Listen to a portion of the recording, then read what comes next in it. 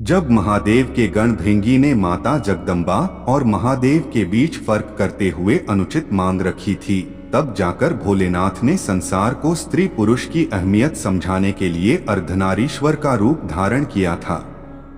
महादेव के अर्धनारीश्वर रूप के बारे में सभी जानते हैं, लेकिन क्या आपको ये पता है कि महादेव और मां भगवती को ये रूप भृंगी की एक अनुचित जिद ही वजह से धारण करना पड़ा था, ताकि संसार को ये संदेश दिया जा सके कि दुनिया में स्त्री और पुरुष दोनों का अपना स्थान है, न कोई किसी से कम और न कोई किसी से ज्यादा है।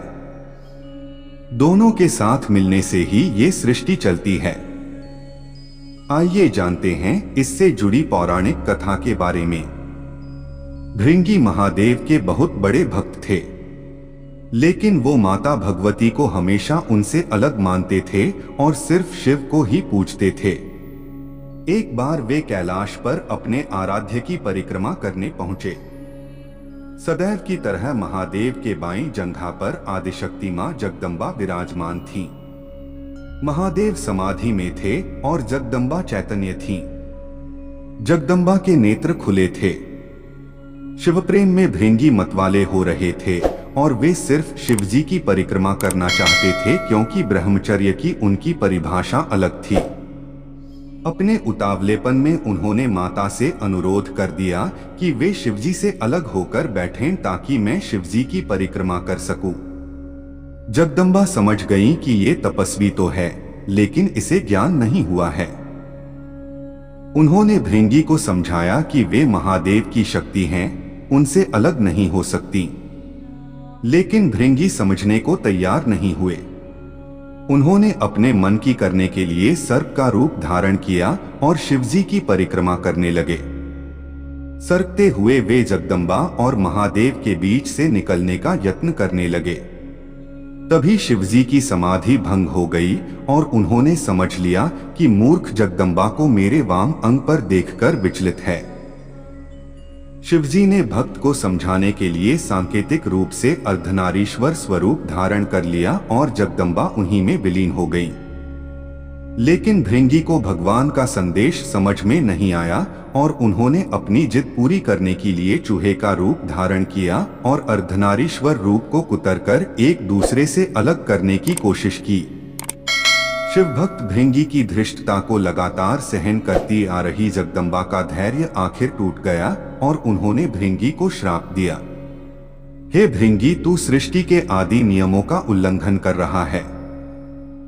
यदि तू मातृशक्ति का सम्मान न करने में अपनी हेठी समझता है, तो अभी इसी समय तेरे शरीर से तेरी माता का अंश अलग हो जाएगा।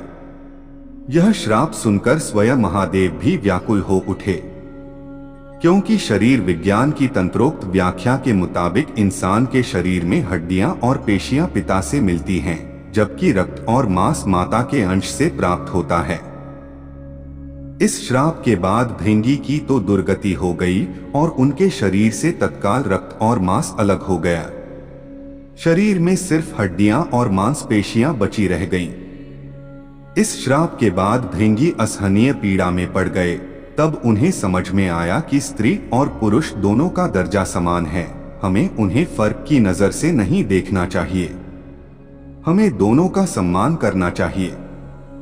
इसके बाद भृंगी ने असह्य पीड़ा से तड़पते हुए जगदम्बा की प्रार्थना की। इसके बाद माता ने उन्हें माफ कर उनकी पीड़ा समाप्त कर दी और वे अपना श्राप वापस लेने लगी।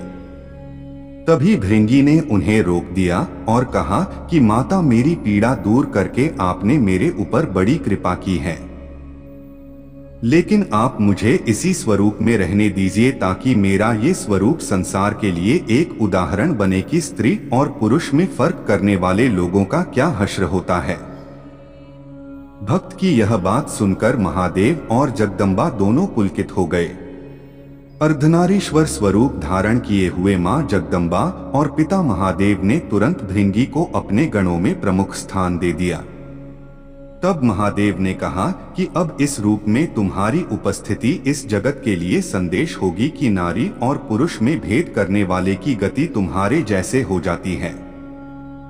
पुरुष और स्त्री से मिलकर ये संसार आगे बढ़ता है। दोनों का अपना स्थान और अपना अस्तित्व है।